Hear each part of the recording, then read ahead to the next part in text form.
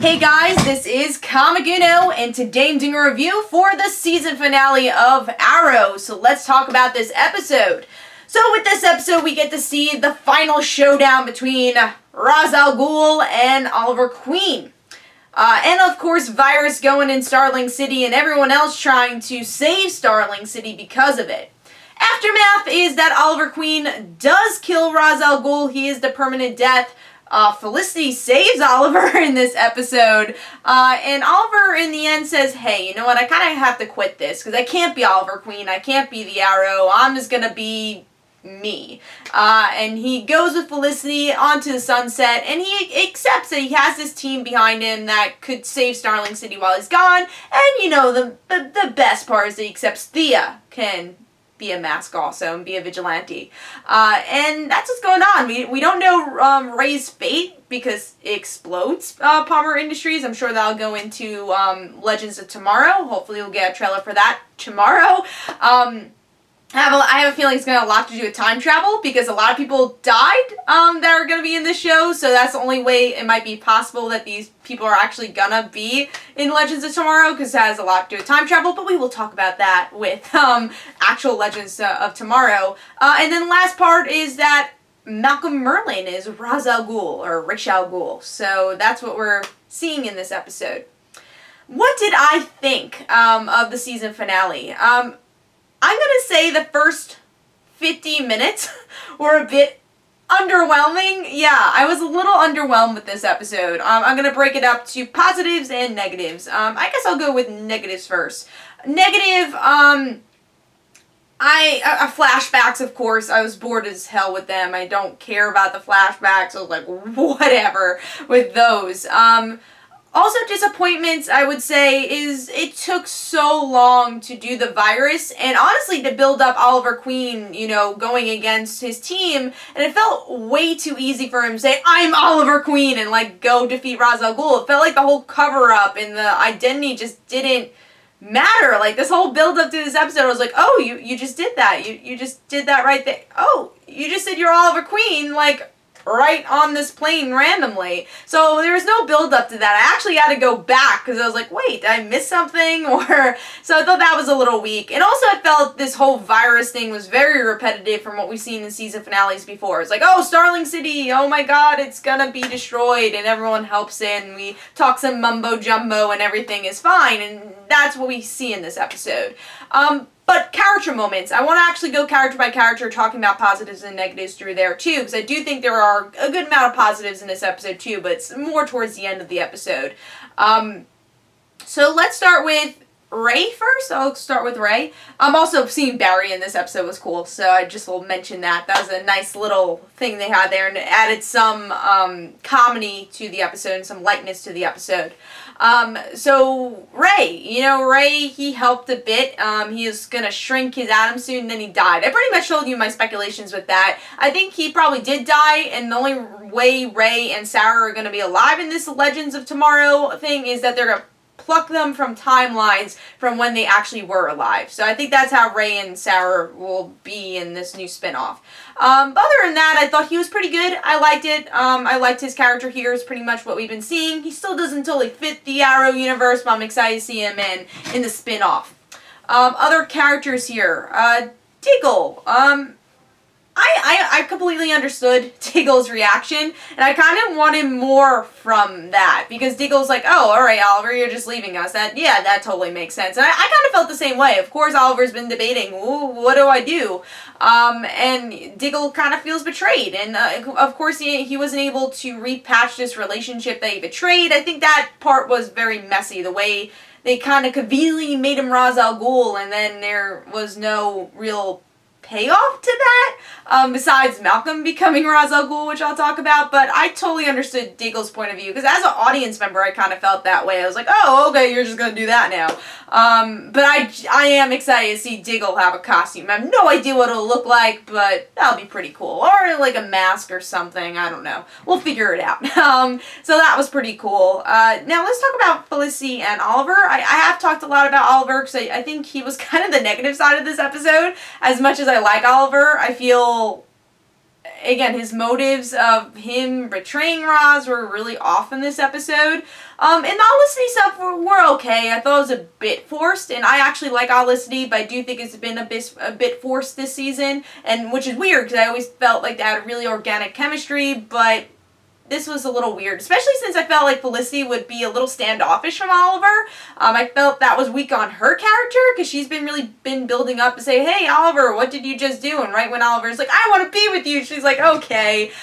So that was a bit weird. But I like that Oliver is kind of making a decision. I think next season, obviously, it's not going to last long that he's retired, but you'll have a little fun, and I think it's going into motion of him not being the Arrow, not being Oliver Queen, but being Green Arrow, and I could definitely accept that, and I'm looking forward to that. Laurel and Nyssa in this episode. Nyssa is, of course, always badass, so enjoy seeing her. Hopefully we'll see her more next season, especially with the whole Ra's al Ghul thing. And then Laurel, as always, really great. And I gotta say, one of my favorite scenes, besides the Thea stuff, in this episode was Laurel and her father. They kind of finally talked to each other, and it wasn't, I don't think they made up exactly, and now it's a little disappointment. I kind of wish they kind of tied in a bow a little bit more there, but I love the scene of, Quentin starting to drink again, and Laurel's like, we are alcoholics, you shouldn't be doing that, why are you lying to me? I really like that moment because it's that reversal of when Quentin found out that Laurel was lying to him, now it's that reversal. And I like that she put herself into it and said, we're alcoholics, this is how we relate to each other, why are you doing this? Why are you kind of ruining your own life? Yeah, sure, I'll take the blame for everything I did, but what are you doing right now?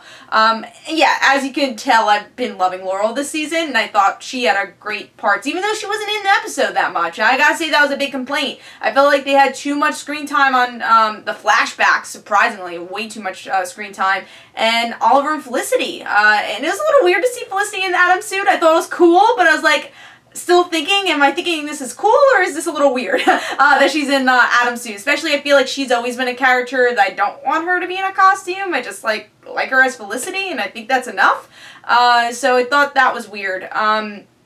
So moving on to the last character I want to talk about, Thea Queen, of course. I was disappointed that there were not a lot of scenes with her, especially since there's just so much plot that's with her. And I think that was the problem with this season, and I love this season with a lot of development with Laurel and Thea, but I know there's problems with this season too, and it kind of just came to a head in this finale. But what the problem was is that Thea has so much story, still has a lot of story to tell, and they just did not give her enough time to tell it. There's a lot of repetitiveness in this episode, but there's so much story to tell with Laurel, Thea, and they just did not get enough screen time. I would love to see her actually don the costume and saying, "Oh, this is why I make the decision." Like last episode, we just see her with the actual costume, and now here it's like, oh well, I decided to be Speedy / Red Arrow, which I'll talk about that scene.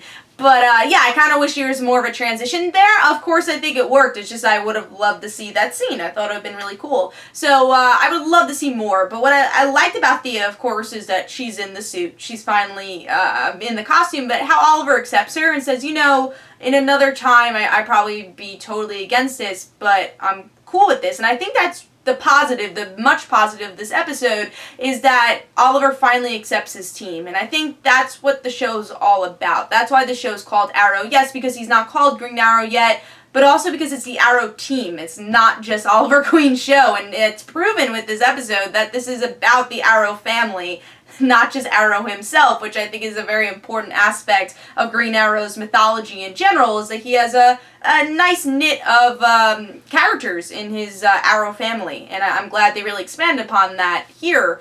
Also, that great moment with, honestly, Thea kind of wrapping up her own story arc, saying, hey, Malcolm, I still hate you, which obviously is deserved, but I'm happy for what you did. I became a stronger character, and I think that kind of wrapped her story in a bow, because you just saw her development as a character, and I know a lot of people, and especially me, have been loving her growth in this season, and I like that they really established that in the end. It's like, thank you for that, of course, and she's not, of course, oh, Daddy, I love you, but she's accepting, you made me stronger and you made me this person I am, and I'm taking the goodness out of all the badness you have. So that was a cool scene. And of course, seeing Oliver kind of pass the torch to Thea and saying, and Thea's like, I don't know what I really want to be called, Red Arrow, obviously not to Roy. And he's like, I already told everybody to call you Speedy. And she's like, oh, of course you did. And I thought that was a really good nod, because now it's like officially official that she's the version of Mia Dearden in Arrow. So that was a really cool moment. To see her in the costume was really awesome, but it just wasn't a lot, and I wanted a little bit more scenes, but of course we'll see that next season. So yeah, overall, a little underwhelmed with this episode, but there are some really nice little ties that we get to see knotted in the finale, and I think the overall theme they got right towards the end for most of it, at least identity, I thought that was cool, and I am excited, obviously excited for the next season. I really want to see Oliver retired for maybe 2 or 3 episodes, maybe 2, I'll say 2, and really see this Arrow team kind of perform on themselves, because that's what really season 3 was all about, especially Thea and Dig and obviously Laurel, and maybe Nyssa, she should be added in too. And then the last thing I want to talk about, obviously, is Malcolm Merlyn being Ra's al Ghul. I actually really like that twist. I think it makes a lot of sense for his character. It's just very Malcolm, and it makes him, again, more stand out as, yeah, he's the main villain of this series. So very Malcolm-like, but it's this complicated character. Is he good? Does he really care about people, or is he just like, I want everything from me? He's like selfish, but at the same time doesn't want to be. But he's selfish. He's still selfish. So yeah, those are my thoughts on the finale. Let me know in the comments below what you thought of the episode. This is Comic Uno. Don't forget to follow me on Twitter. Don't forget to like my Facebook page. Also in the description below, there's links for my comic book, Like Father Like Daughter. And don't forget to like the Facebook page of Like Father Like Daughter. I'll see you guys later. Bye.